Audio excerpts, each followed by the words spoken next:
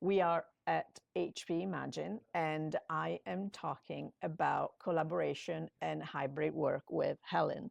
And what I am really particularly interested in is the fact that the AI is top of mind for everybody, but the struggle of hybrid work is still here, and yet we don't seem to pay as much attention. And what I think about now is all of a sudden it's not just about you and me collaborating, but AI comes into the picture for good and bad. So how do you make sense of all of this?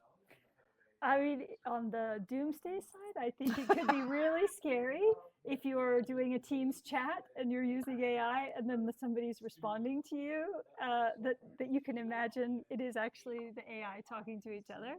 On the great side, I think from a collaboration perspective in particular, the technology that we have with AI is actually helping the humans to come Yeah. forward.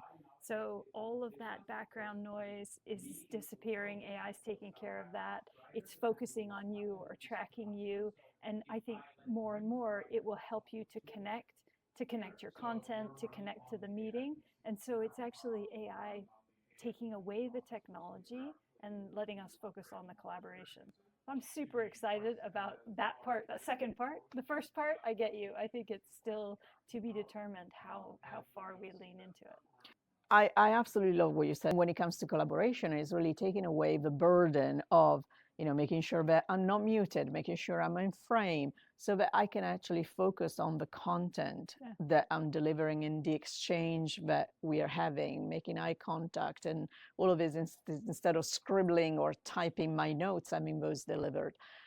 Some of the results that came out from the WRI study were really pointing about personalization. And I think that when we're talking about collaboration, being personal is super important. Yeah. I, I think it's a great point. For me, it's even the next order up is the importance of trust in people's connection to work. Oh my And God. Yes. yeah, I mean, that for me was probably the thing that resonated most. And what's the biggest signal that you can give to your employees that you trust them? But to say, you work and get your work done wherever you need to be, not, I need you to be right where I can see you for 40 hours a week. And that's where this enabling the same effective collaboration wherever people are, it establishes that trust. Then you have people who are excited to be at work. They feel trusted. They are more empowered. And then they're free to collaborate. And with collaboration solutions, they can do it seamlessly. That to me is the powerful piece. And I think to your point about AI taking more and more stress off, translation capabilities, note taking is a great example.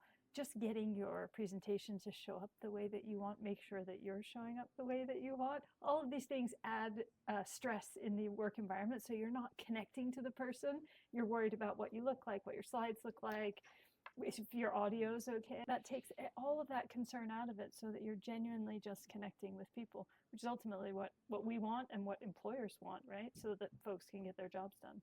And I think we're still hung up on hybrid, meaning home and office, when actually now that things are back to pre-pandemic as far as how much you travel, where you're located, how many times you are not in your home office. And this morning it was all about really empowering employees to do their best work. And to your point, flexibility and personalization in that way of working is absolutely critical.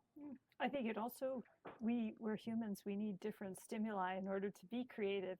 So if you're going to sit somebody in a spot and say, don't move, just deliver on what I need from you, you're limiting that person's ability, not just to connect with other people, but also to have different experiences. So, I mean, hybrid is going to naturally stimulate more creativity and therefore more, I think, rewarding work.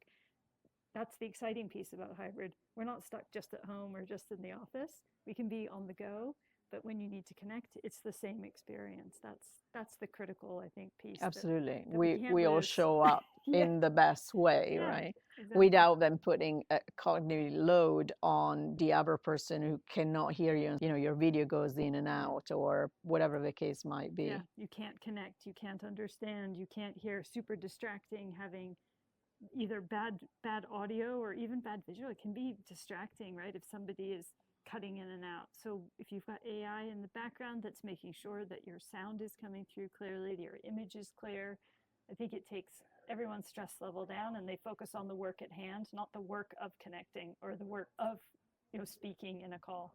And when we're talking about that, a lot of it can be done on PC, so which is why AI PCs are important.